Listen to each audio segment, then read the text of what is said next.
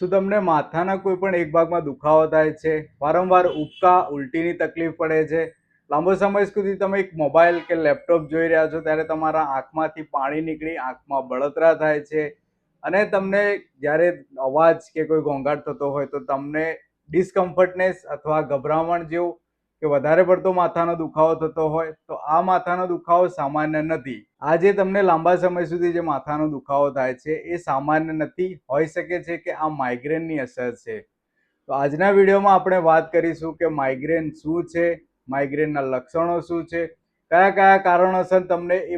જે માથાનો દુખાવો છે એ માઇગ્રેનમાં કેવી રીતે કન્વર્ટ થઈ જાય છે, અને જો તમને માઇગ્રેનની અસર એટલે કે માથાના દુખાવો વધી જતો હોય તો કઈ કઈ એક્સરસાઇઝ, કયા કયા સ્ટ્રેચિંગ્સ અને કયા કયા પ્રિકોશન્સ તમે રાખશો તો તમારા જે માથાનો દુખાવો છે અને માઇગ્રેનની જે અસર છે એ ધીમે ધીમે કેવી રીતે ઓછી થશે એ આખા વિડીયોમાં હું તમને આજે સમજાવીશ. તો મિત્રો, હું ડોક્ટર ભાવિન છત્રાલિયા, કૃષ્ણા ફિઝિયોથેરાપી, સાબરમતી, અમદાવાદથી આજના વિડીયોમાં આપણે વાત કરીએ કે માઇગ્રેન શું છે, માઇગ્રેનના લક્ષણો શું છે અને માઇગ્રેનથી બચવા માટે કયા કયા એક્સરસાઇઝ અને કયા કયા સ્ટ્રેચિંગ તમારે કરવાના છે જેથી કરીને તમને જે માથાનો દુખાવો અને માઇગ્રેનની અસર છે એ ઓછી થઈ જશે. તો હવે આપણે વાત કરીએ કે માઇગ્રેન શું છે. માઇગ્રેન એટલે કે મગજમાં જે તમને દુખાવો થતો હશે લાંબા સમયથી, તે કોઈ બી એક જ ભાગમાં મગજમાં દુખાવો થતો હશે, સાથે તમને ઉલટી કે ઉબકાની તકલીફ રહેતી હશે, શરીરમાં થાક ને નબળાશ લાગતી હશે, સાથે સાથે કે તમે જ્યારે કોઈ ઘોંઘાટમાં કે અવાજમાં જશો ત્યારે તમને બેચેની અને ગભરામણ ફીલ થતી હશે, જેના કારણે તમને એ માથાનો દુખાવો તીવ્ર થતો હશે અને લાંબા સમય સુધી જ્યારે આ માથાનો દુખાવો રહે છે ત્યારે તેને માઇગ્રેન કહેવામાં આવે છે. આ જે તમને માથાનો દુખાવો એટલે કે માઇગ્રેન જે તમને થાય છે એ વ્યક્તિ દીઠ વ્યક્તિ કે અલગ અલગ પ્રકારનો હોય છે. કે અમુક લોકોને 1 કે 2 મિનિટનો માથાનો દુખાવો થતો હોય છે અને ત્યારબાદ એમને એ દુખાવો શાંત થઈ જતો હોય છે. અને અમુક વ્યક્તિઓ એવા પણ હોય છે કે જેમને એ દુખાવો કન્ટિન્યુ 2 થી 3 દિવસ કે તેથી વધારે દિવસો સુધી પણ એ દુખાવો રહેતો હોય છે. તો મિત્રો, હવે આપણે વાત કરીએ કે માઇગ્રેન થવાના કારણો શું હોઈ શકે છે, કે જેમાં સૌથી પહેલું છે કે લાંબા સમય સુધી તમે મોબાઈલ અને લેપટોપનો જે યુઝ કરો છો જેના કારણે તમારા જે ગરદનની પાછળના ટ્રેપેઝિયસ મસલ્સ અને લિવેટર સ્કેપ્યુલા એટલે કે ગરદનથી લઈને પીઠ સુધીના જે સ્નાયુઓ છે ટાઈટ થઈ જાય છે અને ટાઈટ થવાના કારણે જે નસો મગજ સુધી પહોંચતી હોય છે એ બ્લોક થતી હોય છે, એમાં રિસ્ટ્રિક્શન આવતા હોય છે જેના કારણે એ દુખાવો માથા સુધી પહોંચતો હોય છે. બીજી વસ્તુ કે લાંબા સમય સુધી તમે ઘણો લાંબો સ્ટ્રેસ લીધો હોય કે તમારો વર્કલોડના કારણે સ્ટ્રેસ તમારા બોડીમાં રહેતો હોય, એના કારણે પણ તમને માઇગ્રેન થઈ શકતું હોય છે. ત્રીજું લક્ષણ કે તમારા શરીરમાં પાણીની ઉણપ હોય તો તમને જે બ્લડ સર્ક્યુલેશન થવામાં તકલીફ પડી શકે છે, જેના કારણે જે લોહી માથા સુધી પહોંચવામાં અડચણ ઊભી થવાના કારણે પણ તમને માથાનો દુખાવો થઈ શકતો હોય છે. અને ચોથું રીઝન એ છે કે તમે સમયસર જે ભોજન આહાર કરવો જોઈએ, જે પૌષ્ટિક આહાર આપણે ખાવો જોઈએ એ તમે જો પ્રોપર ના લેતા હો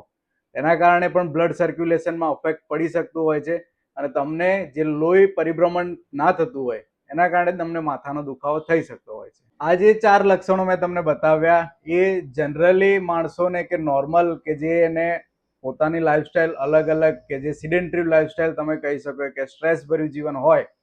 એ લોકોને જનરલી આ માથાનો દુખાવો થવાના કારણો આ હોઈ શકે છે. આગળ હું તમને બતાવીશ કે એડવાન્સ લેવલ કે જે વધારે પડતું તમારા જે બોડીને સ્ટ્રેસ પડે છે અને તમારા બોડીને કઈ કઈ તકલીફોના કારણે એ માથાનો દુખાવો માઇગ્રેનમાં કેવી રીતે કન્વર્ટ થઈ જાય છે એ હું તમને આગળ ધીમે ધીમે સમજાવીશ. તો મિત્રો, અત્યાર સુધી મેં તમને બતાવ્યું કે માઇગ્રેન શું છે, માઇગ્રેનના લક્ષણો શું છે, કયા કયા કારણોસર તમને માથાનો દુખાવો માઇગ્રેનમાં કન્વર્ટ થાય છે.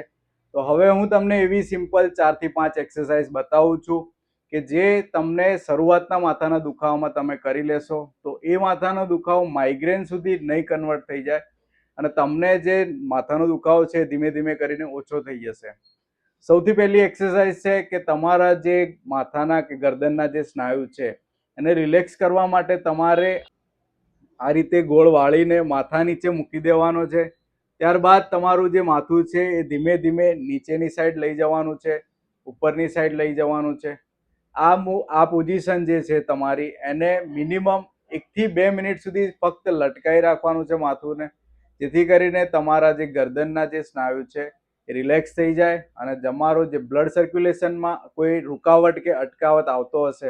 એ ધીમે ધીમે ઓછો થઈ જશે. ત્યારબાદ તમારે બીજી એક્સરસાઇઝ કરવા માટે આ જ પોઝિશનમાં સીધા સૂઈને ધીમે ધીમે ગરદનને ઉપરની સાઈડ લાવવાનું છે, ધીમે ધીમે નીચેની સાઈડ લઈ જવાનું છે. આ મુવમેન્ટને તમારે 10 થી 15 વખત રિપીટ કરવાની છે, એકદમ ધીમે ધીમે, જેથી કરીને તમારા જે ગરદનના સ્નાયુ છે એ રિલેક્સ થઈ જાય અને તમને જે ગરદનનો દુખાવો છે એ પણ ધીમે ધીમે ઓછો થઈ જાય. 5 6 7 ત્યારબાદ ત્રીજી એક્સરસાઇઝ કરવા માટે તમારે આ જ પોઝિશનમાં સૂઈને ધીમે ધીમે જમણી બાજુ તમારું માથું ફેરવવાનું છે, ત્યારબાદ ડાબી બાજુ ફેરવવાનું છે. આ મુવમેન્ટને પણ તમારે 15 થી 20 વખત કાઉન્ટ કરવાનું છે. આ એક્સરસાઇઝ કરવામાં ધ્યાન એ રાખવાનું છે કે તમારું ગરદનની મુવમેન્ટ એકદમ ધીમે થવી જોઈએ અને બને તો તમારું જે પલંગ કે તમારી જે બેડ હશે એની બહાર તમારું માથું બહારની તરફ થોડું લટકતું રહે, જેથી કરીને તમારા જે સ્નાયુ છે એકદમ રિલેક્સ થઈ જાય અને તમારા ગરદન ઉપર લોડ ના પડે. ચોથી એક્સરસાઇઝ કરવા માટે તમારે ઊંધા સૂઈને ગરદન પલંગની બહારની તરફ આ રીતે જે તમે વિડીયોમાં જોઈ રહ્યા છો એ રીતે બહારની તરફ તમારે રાખવાનું છે. ધીમે ધીમે ગરદનને નીચે જમીન તરફ લઈ જવાની છે, ત્યારબાદ ધીમે ધીમે ઉપર પંખા તરફ લઈ જવાની છે. આ મુવમેન્ટને પણ તમારે 10 થી 15 કાઉન્ટ કરવાના છે અને એકદમ ધીમે ધીમે કરવાના છે, જેથી કરીને તમારા ગરદનના સ્નાયુ ઉપર વધારે પડતું સ્ટ્રેસ ના પડે અને તમારો દુખાવો વધી ના જાય. પાંચમી એક્સરસાઇઝ કે તમારે આ રીતે બેસીને પછી તમારી ગરદનની મુવમેન્ટને ગરદનને બાજુવાળા ખભાને ટચ કરવાનો ટ્રાય કરવાનો છે. આ તમે ટચ કરશો એટલે તમારા જે ગરદનની પાછળના જે સ્નાયુ છે એ બધામાં સ્ટ્રેચ ફીલ થશે અને એ પોઝિશનને પણ તમારે 10 થી 15 સેકન્ડ સુધી હોલ્ડ કરવાની છે. આ રીતે ત્યારબાદ બીજી બાજુ બી તમારે લઈ જવાનું છે કાનને અને આ બાજુના સ્નાયુને સ્ટ્રેચ ફીલ કરવાનું છે. આ બંને બાજુ તમે સ્ટ્રેચ ફીલ કરી લેશો તો તમારા જે ગરદનના સ્નાયુ છે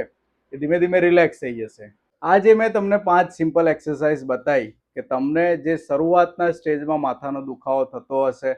તમારે વધારે પડતું જો સ્ટ્રેસ હોય, તમારું અનઇવન ટાઈમ ઉપર જમવાનું થતું હોય, પાણીનું તમારા પૂરતા પ્રમાણમાં તમારા શરીરમાં પાણીનો સ્ત્રોત ના જતો હોય, તમારો જો મોબાઈલ કે લેપટોપ યુઝ વધારે હોય કે જેથી કરીને તમારા ગરદનના સ્નાયુ વધારે પડતા ટાઈટ કે વધારે પડતું તમારે ગરદન ઝૂકી રહેતી હોય, તો આ સિમ્પલ 4 એક્સરસાઇઝ કે 5 એક્સરસાઇઝ તમે રેગ્યુલર કરી લેશો તો તમારા જે ગરદનના દુખાવો છે અને એ ગરદનનો દુખાવો માથા સુધી ના પહોંચે અને માથામાં માઇગ્રેનની અસર ના થઈ જાય, એથી તમે બચી જશો. તો મિત્રો, હવે આપણે વાત કરીએ કે જો તમને માથાનો દુખાવો સૌથી શરૂઆતમાં દુખાવો થતો હોય, જે કે તમારો લાંબો સમય સુધી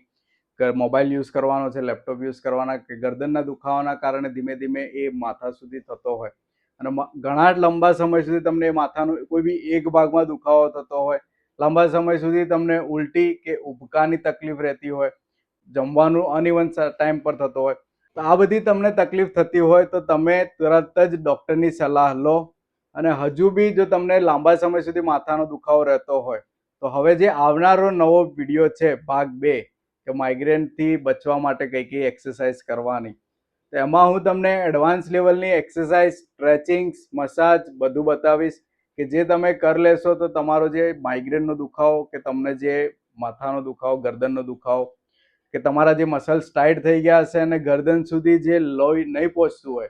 એ બધી જ તકલીફોમાંથી તમને સાવ છુટકારો મળી જશે. તો મિત્રો, તમને જો માથાનો દુખાવો થતો હશે તો આ વિડીયો તમને ગમ્યો જ હશે અને એવા પણ વ્યક્તિઓને મોકલી દો કે જેને લાંબા સમય સુધી મોબાઈલ, લેપટોપ કે લાંબા સમય સુધી ઊંઘની તકલીફ કે ઉલટી ઉપકાની તકલીફ આવતી હોય, એમને આ વિડીયો શેર કરી લો